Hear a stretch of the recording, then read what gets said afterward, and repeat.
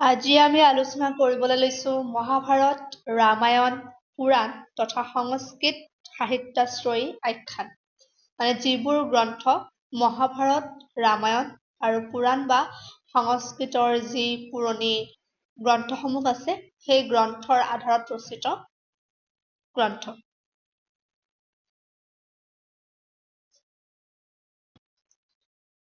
প্ৰথম গ্ৰন্থকাৰজন হৈছে মহেশ চন্দ্ৰ কটকী। তেওঁ ৰচনা কৰিছিল বেতাল পঞ্চবিংশতি গজ মুকুতা। তাৰানাথ বৰপূজাৰীয়ে ৰচনা কৰিছিল মহাভাৰতৰ ৰসখৰা, মহাভাৰতৰ মৌ বিচনী। মিত্ৰদেৱ মহন্ত তেওঁ ৰচনা কৰা গ্ৰন্থখনৰ নাম হৈছে মৌ মহাভাৰত, 1925ত প্ৰকাশ হয়। হৰেন্দ্ৰ নাথ শৰ্মাই ৰচনা কৰিছিল সাবিত্ৰী নল দময়ন্তী, 1925ত প্ৰকাশ হয়। নেক্সট গ্ৰন্থকাৰজন হৈছে উৎসৱানন্দ গোস্বামী।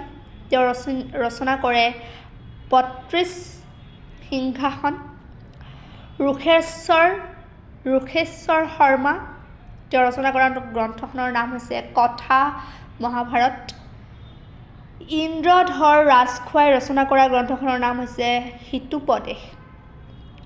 ভাৰতচন্দ্ৰ পাচকে ৰচনা কৰে পঞ্চৱতী, 1957ত প্ৰকাশ হয়। ৰামায়ণৰ মৌকোশ 1959ত প্ৰকাশ হয়। মহাভাৰতৰ মৌকোশ 1961ত প্ৰকাশ হয়। ধৰ্মেশ্বৰ কটকীয়ে ৰচনা কৰে হৰিশ্চন্দ্ৰ উপাখ্যান, 1959 প্ৰকাশিত। অকনিৰ প্ৰহ্লাদ, 1960 প্ৰকাশিত। অকনিৰ ৰত্নাকৰ, 1967 প্ৰকাশিত। বিদ্যাপীঠে ৰচনা কৰে অমৰ জ্যোতি, 1963 প্ৰকাশিত। নেক্সট গ্ৰন্থকাৰজন হৈছে অতুল চন্দ্ৰ হাজৰিকা। অতুল চন্দ্ৰ হাজৰিকাই ৰচনা কৰে কথা কীৰ্তন, কথা দশম, জাতকৰ সাধু, অংকীয়া নাটৰ সাধু, কাব্য কাহিনী।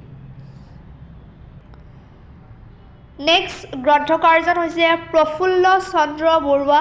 তেওঁ ৰচনা কৰে অকনিৰ ৰামায়ণ। সুৰেন্দ্ৰ কুমাৰ দাসে ৰচনা কৰে কৰ্ণৰ সাধু। একলব্যৰ গুৰুদক্ষিণা, 1968ত প্ৰকাশ হয়। ভীমৰ সাধু, 1968ত প্ৰকাশ হয়। মহী ৰাৱণ বধ, 1968ত প্ৰকাশ হয়।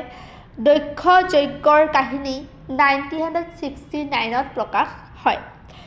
নিৰ্মল প্ৰভা বৰদলৈ ৰচনা কৰে হৰিত সাগৰৰ গল্প। হৰিনাৰায়ণ দত্ত বৰুৱাই ৰচনা কৰে শিশু মহাভাৰত। আজিলৈ এইখিনিয়ে আছিলে। ধন্যবাদ।